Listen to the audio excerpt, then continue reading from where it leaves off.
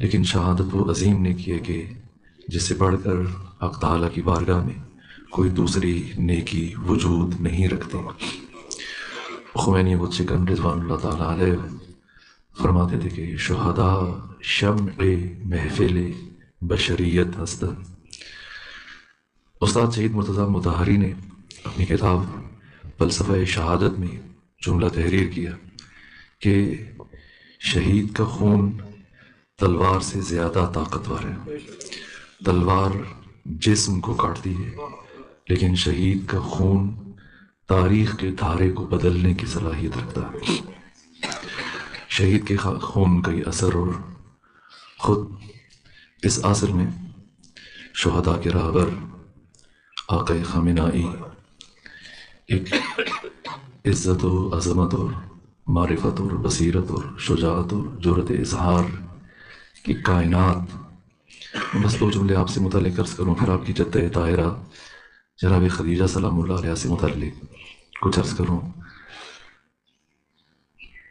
آقا خامنائی، یہ بہت مشکل ہے گفتگو کرنا باہر، اور اپنی ہمت کو جمع کر کے کچھ عرض کرنے کی کوشش کروں گا۔ آپ کی زندگی کے ابعاد اور جہات کسی اور موقع پہ ممکن ہوا تو میں عرض کروں گا۔ ان کی کتب کا مطالعہ کیا، ان کی گفتگوؤں سے استفادہ کیا، ان کی شخصیت کے جو ابعاد ہیں، ایک حقیقت ناشناختہ ہے، محض ایک مذہبی یا سیاسی لیڈر کے عنوان سے نہیں۔ اس قدر وسعت اور اتنی گہرائی اور اتنی گہرائی حق تعالیٰ نے آپ کی ذات میں رکھی ہے، اور وہ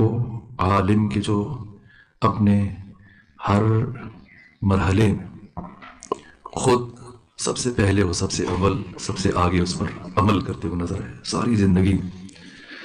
بہت سارے لوگ انہیں دوسروں کو زہد کا درس دیتے ہیں اور تقویٰ کی نصیحت کرتے ہیں، لیکن عملی طور پہ اگر ان کی زندگیوں میں دیکھا جائے تو شاید وہ چیز نظر نہ آئے۔ استاد محسن قراتی بیان فرما رہے تھے کہ میں ایک دن سید علی خامنائی کے پاس کھڑا تھا، اس وقت وہ ایران کے صدر تھے، تو اس وقت ان کا فرزند مجتبیٰ جن کی شہادت ہو گئی ہے، وہ یونیورسٹی میں پڑھ رہے تھے اور آئے بابا کے پاس، آیت اللہ محسن قراتی، جو پچھلے 30-40 سال سے قرآن مجید کی تفسیر بیان کر رہے ہیں اور قرآن کی خدمت کر رہے ہیں۔ یہ ان سے میں نے بات سنی کہ میں خود کھڑا تھا آقا خامنائی کے پاس، تو ان کے بیٹے سید مجتبیٰ خامنائی نے آ کے کہا کہ آپ نے مجھ سے کہا تھا کہ میں آپ کو موٹر سائیکل لے کے دوں گا، لیکن اور آپ نے یہ کہا تھا کہ جب آپ امتحان میں نمایاں کامیابی حاصل کریں تو پھر آپ کو اپنا بائک میں وہ سائیکل پہ سفر کرتے، اور ایران میں کوئی اتنا مہنگا نہیں تھا موٹر سائیکل۔ تو کہا کہ ہاں میری کوشش تھی کہ میں کچھ رقم جمع کر سکوں اور آپ کو یہ موٹر سائیکل لے کے دے سکوں، لیکن جمع نہیں کر سکا، اور یہ جو ابا میرے کندھوں پر ہے یہ بھی میری ذاتی نہیں ہے، کیونکہ میں صدر مملکت ہوں، مجھے حکومت کی طرف سے یہ لباس دیا گیا۔ اتنی سادہ زندگی آپ کی ہمسایہ خاتون بیان کرتی کہ وہ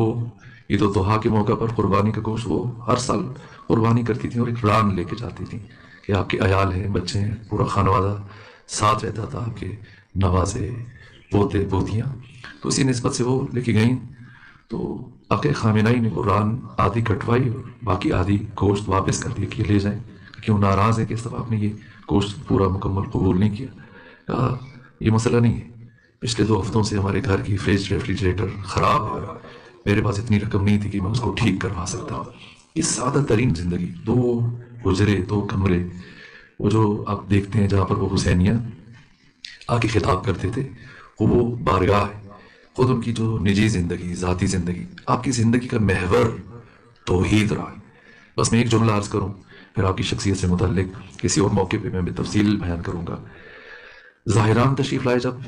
انقلاب اسلامی ایران جب برپا ہو گیا تو عدیم النظیر وہاں پر استقبال تھا، لاکھوں افراد چوک در چوک حد نگاہ تک میلوں پر پھیلے ہوئے، تو سر ہی سر نظر آ رہے تھے، یہ سروں کی سیاہی۔ تو خطاب کیا، گفتگو کی، اس کے بعد جو ایک اینکر پرسن تھا اس نے سوال کیا، کہا کہ اب کیا فرق محسوس کر رہے ہیں؟ آپ کو یاد ہے چند سال پہلے انقلاب آنے سے پہلے اسی زاہدان میں، سیستان بلوچستان میں جب آپ آئے تھے تو آپ چھپتے پھر رہے تھے، کوئی آپ کو پناہ نہیں دے رہا تھا، اور ساواک اور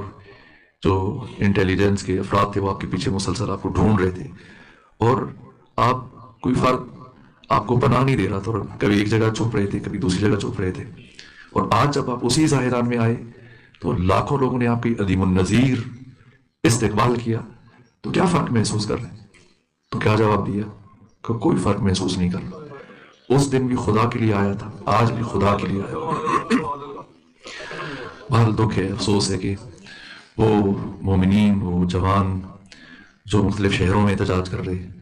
اسکردو میں، گلگت میں، کراچی میں، اسلام آباد میں بڑی تعداد میں شہادتیں ہوئیں۔ خود کراچی میں 20 سے زیادہ جوانوں کو شہید کر دیا گیا، امریکی سپاہیوں نے خود گولیاں چلائیں، اور 8 افراد کی لاشیں خود ابھی تک کونسلیٹ کے اندر ہیں، وہ باقی اس طرح سے لاشیں کہ جو باہر گرائی گئی۔ اس طرح سے اسکردو میں،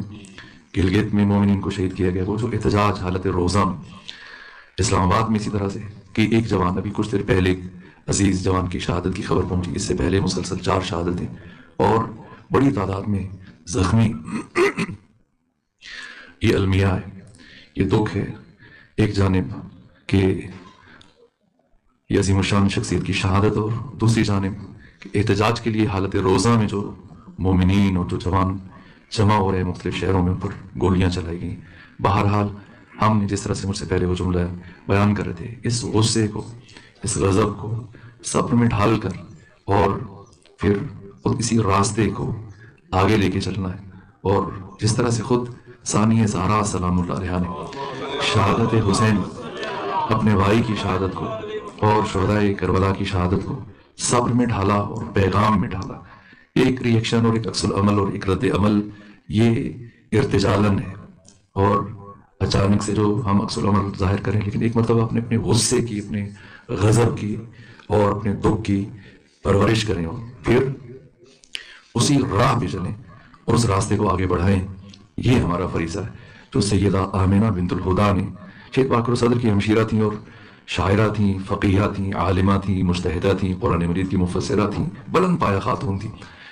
جب صدام لعین نے شیخ باقر صدر کو شہید کیا تو ساتھ میں انہیں بھی شہید کروایا، اور کہا کہ میں یزید جیسی حماقت نہیں کروں گا کہ اس نے حسین کو قتل کیا اور زینب کو زندہ چھوڑ دیا۔ آج کی تشیع پھر اسی زینب کی خطبوں کی اثر ہے، سو میں باقر صدر کو بھی قتل کروں گا اور آپ کی بہن آمنہ بنت الہدا کو بھی قتل کروں گا۔ جناب سیدہ آمنہ بنت الہدا جو فقیہہ تھیں، مفسرہ تھیں، سیرت نگار تھیں، ادیبہ تھیں، شاعرہ تھیں،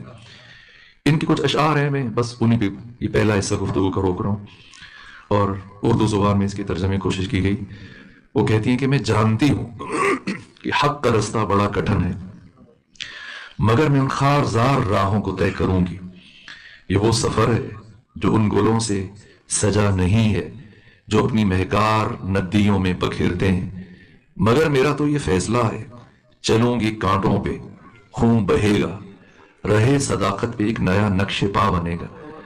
میں جانتی ہوں کہ حق کی نصرت وفا کی خوگر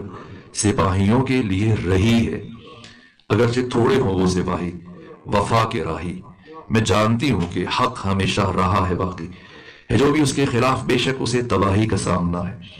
اسی لیے تو ہے میرا پیمان کہ میں تو اسلام پر جیوں گی، رہے حقیقت پہ جان دوں گی۔ میری رگوں میں لہو ہے جب تک ہر ایک باطل کا، ہر دغا کا